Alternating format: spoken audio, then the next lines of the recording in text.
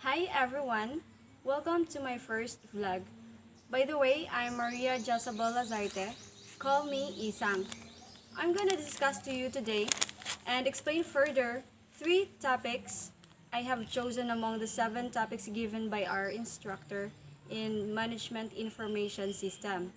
So these 3 topics are: first, TPS or Transaction Processing System, and DSS or Decision Support System, and MIS or Management Information System.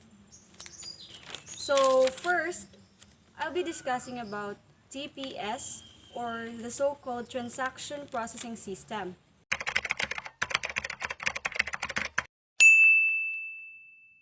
So what is a TPS?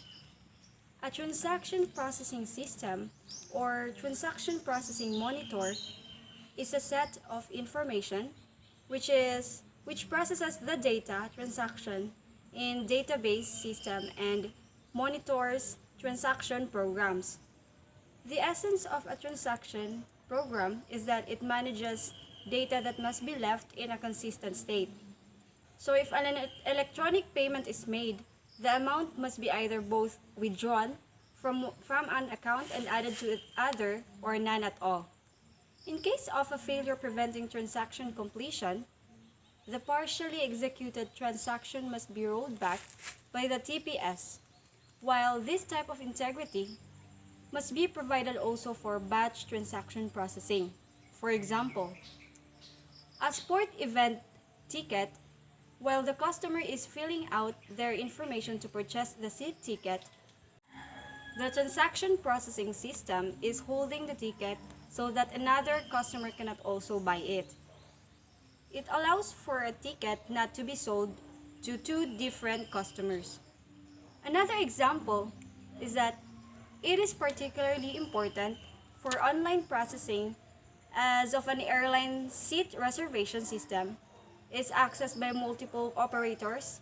After an empty seat inquiry, the seat reservation data must be locked until the reservation is made. Otherwise, another user may get the impression that a seat is still free while it is actually being booked at the time. Without proper transaction monitoring, double bookings may occur. So, to sum up, to ensure that an organization can reach their goals effectively and efficiently, Transaction Processing System or TPS plays a big role. TPS presents a unique response to user requirements, although planning to choose the most appropriate method relies heavily on the quantity of the data and type of business. Next is we have DSS or Decision Support System.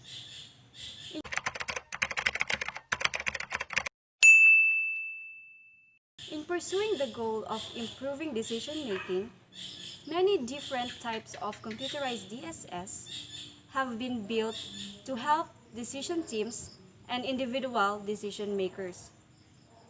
This is a quote from Arnott and Pervent 2008. The concept explains the usefulness of decision support systems for organizational problem solving. It describes the types of decision support systems available, their advantages and limitations, as well as real case studies of firms using DSS across different industries and sectors.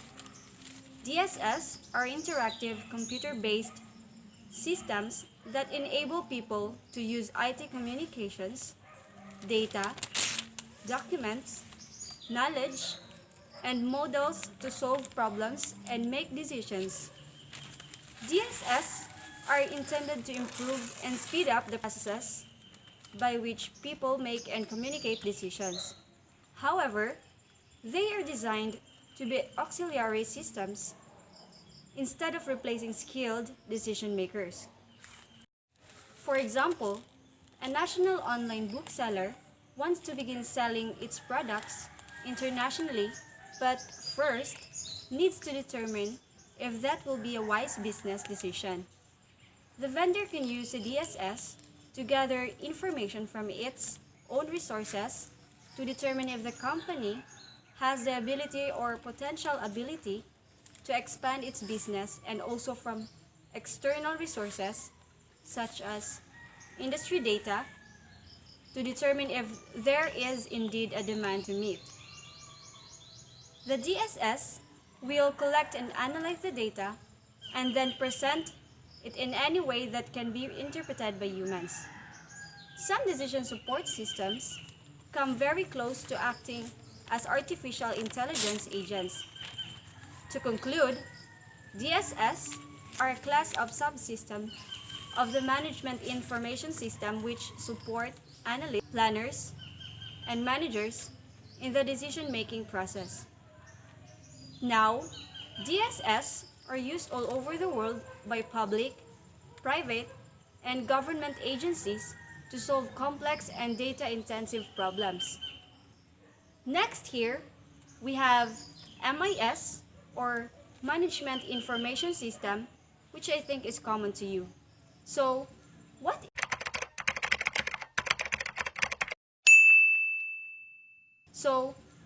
is MIS? An MIS is a system designed to manage information within a company or organization. This includes employees' departments, projects, clients, finances, and other types of data. As its most general level, an MIS may include non-computer-based elements such as the structural hierarchy of an organization. However, in the computing world, an MIS typically refers to the hardware and software used to manage information.